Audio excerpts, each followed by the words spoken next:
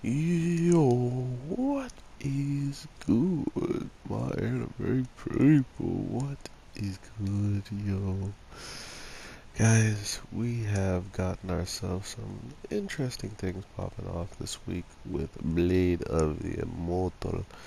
And if you didn't watch my One Punch Man special episodes and of the two specials, then what I gotta say to you is Happy New Year's, and I hope your wishes and I hope your revolutions come true, and I hope that we get some amazing anime this year. So with all that being said, let's talk about this Blade of the Immortal. I decided to bring an Immortal on, seeing how only people that have Thanos as not immortal as of right now is the MCU, but the real comic book Thanos and all the people that know how powerful he truly is. Anyway, or not only how powerful he is, but what he means to the actual world itself of Marvel continuity. So, no spoilers here. Um, but yeah, with Blade of Immortals, it's getting to the point where I have little to no faith in this world that the Immortal is really brought up in and still trying to live and all this stuff. He's trying to live, he's trying to, do whatever his immortal body was gave to him for to take out all the bad people out there. But we're meeting one of the most dark and twisted people in the case of not caring of anything and anyone that really comes in the way or even tries to put a damper on this man's go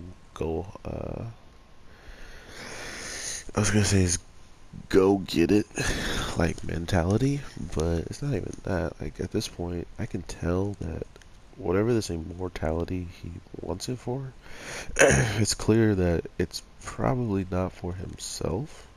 And if it is for himself, then that would be one of the most dangerous things we've seen in the show as an immortal. Because by God, did I don't want to be a fan of this guy, but the move he did with the katana this week was so filthy. I couldn't help but rewind it a little bit and watch it again. It was so sick.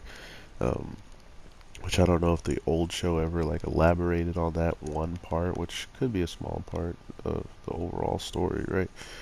But man, they made it look sick. So with the Maji-san, he wanted out, and by wanting out, he found out that the person who's in there with them, and I don't really even think he knew why he was in there. Like he knew he was in there for maybe a reason, but he didn't understand to the full grasp, I think, why this bald guy was in there. This small thief that, even though he's, done a small crime in the case of looting small things, um, he clearly had more of an understanding what he was actually there for than our main character did. Like he actually tells us that he doesn't want to become an immortal, pretty much, or like, well, he's trying to run away and get out of this prison break moment.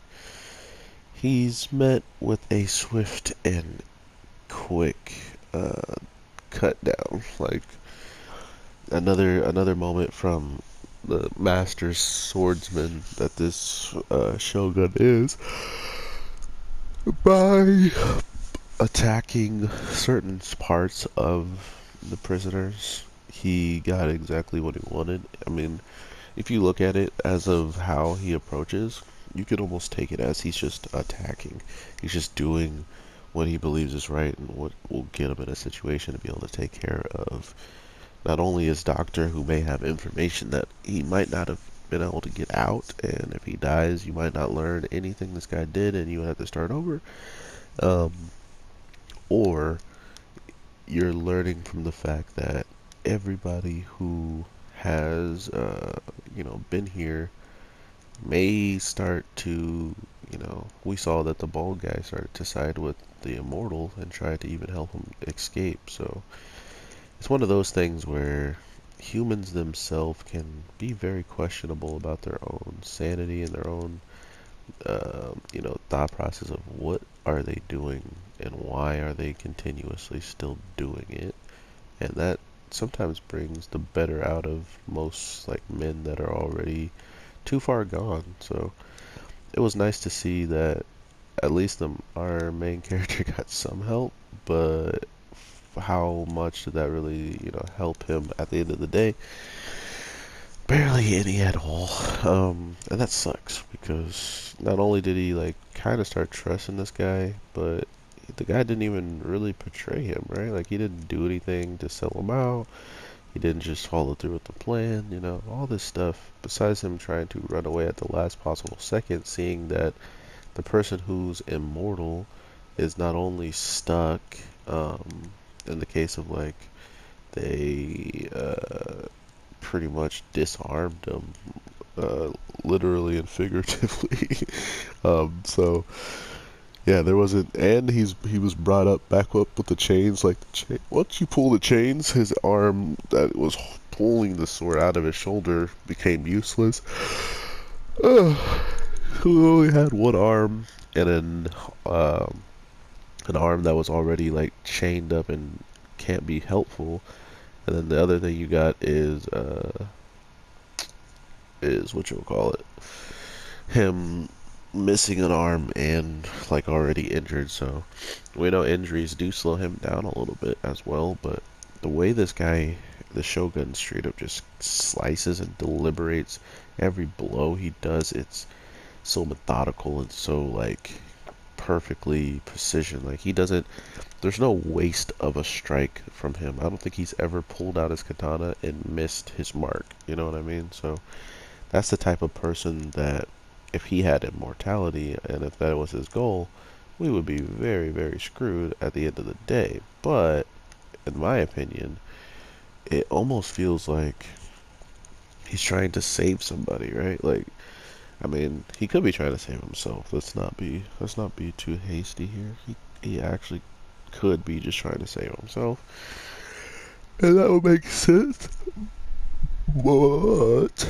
But I feel like they can do better than that,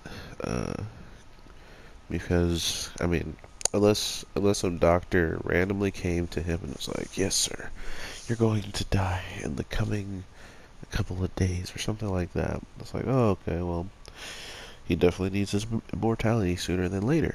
But he then says, "Oh, if you don't figure it out in 8 or 9 days, I forget which one, uh, you are going to be replaced. You'll be gone, and I'll have someone else working on this miracle or this curse or however they see it. Clearly, it might be a good thing over a bad thing if they can bring someone to live, or if they're trying to make it another immortal, who is this immortal they're trying to make? And if it is this bald guy, why him? So a guy that was just willing to do a prison break. I was doing grab and he was sliding backwards. That was weird. So that's that, and I honestly don't even know where this is going to go at the end of the day, and I think that's what I am most excited about when it comes to this show. Is there's a lot of things that can always pop off, and I don't know. Watching him throw his sword off of like a house support like beam, and then it drops perfectly into his shoulder. He's like Hawkeye with this katana. Like he just does not miss. And if he does miss, he probably wouldn't consider himself a swordsman or something, like a true samurai or something along those lines, man. Like he's that broken with the moves. But like I was saying, disarming the Majin Sama and disarming the guy who tried to run away at the last second, who was trying to help our main guy, they end up swapping their arms their hands to each other. So he straight up has a brand new hand that isn't his, which I believe may start to deteriorate and maybe like change into his hand. Like it's going to make that guy's hand that he just like had sewed on more or less like his other one. Maybe, I don't know, I'm just guessing. But it just felt weird. It felt really weird this episode. Yeah, they are so lame, Gerald. Um, just seeing this was a pretty big mind opener, and the understanding of what is going to continue to come further down the line, right?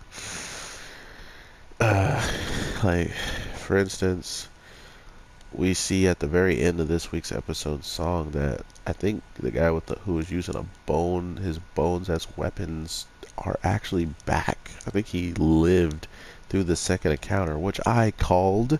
You can't, you cannot just sever this man's other hand. He clearly lived from that. So guess what? All you did was sever his good hand and leave him with a bone hand to fend for himself as soon as he woke up from the situation that he had fallen from. So, really dumb part on a guy who is supposedly like an assassin clan of, you know, dojo killers. So, to know that he just cut off the guy's arm, it was like, okay, goodbye, you should die now. Like, no, bro.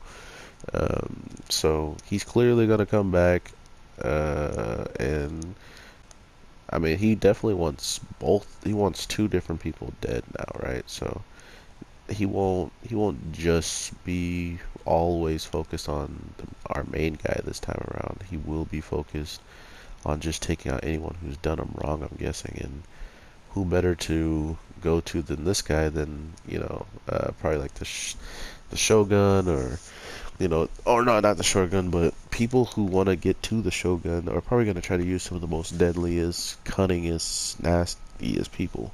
And I said cunning, not the other word, okay? Thank you. Um, I do really appreciate this show as a whole. Like, the animation at times is kind of rough, but the story of this week's episode was so, like, it's eerie, man. Like, our main girl is out there and she had two people run in her house. One of them tried to attempt to murder her, and then after doing that, they then asked to stay the night, which she slowly and calmly agrees to. But they end up doing stuff to the house that she doesn't really care for, but she learns to just accept it and be alone the whole time. Um, but yeah, that's pretty much all she's doing. Like, she asked for help from somebody to get some information on where he could have been because she still hasn't seen him anywhere. And this is somebody who was hired by her to do stuff for her. So why would he just abandon that after crossing a bridge that, if you cross it and you're not a citizen or you're not supposed to be over there, you pretty much are just going to be uh, nothing. You're gonna be tortured, you're gonna be killed, you're gonna be whatever. So this show is absolutely hype, and I can't wait to see what all transpires at the end, because as a fan of samurais and stuff like that, seeing this story transpire further and further is getting awesome, and I definitely want to see where it comes to. And as the end, thank you for not spoiling me if there are very similar things to the old one, and I'm guessing the people that are watching this new one with me are treating it like it is almost pretty much a new show in general to them. So can't wait to see what you guys are feeling on this. Let me know. Nightmare is a nightmare. And let's see if I can take him out for this last round. But with all that being said, everybody, take care, and I will talk to you in the next one. You see this damage he's doing? My God. Peace.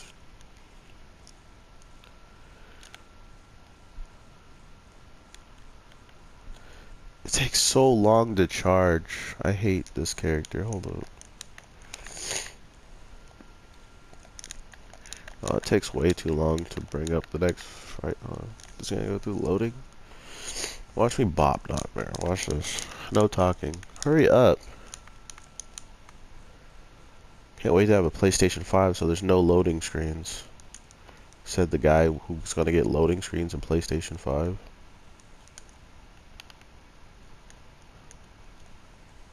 Perfect. Peace, my anime people. Don't mess with me.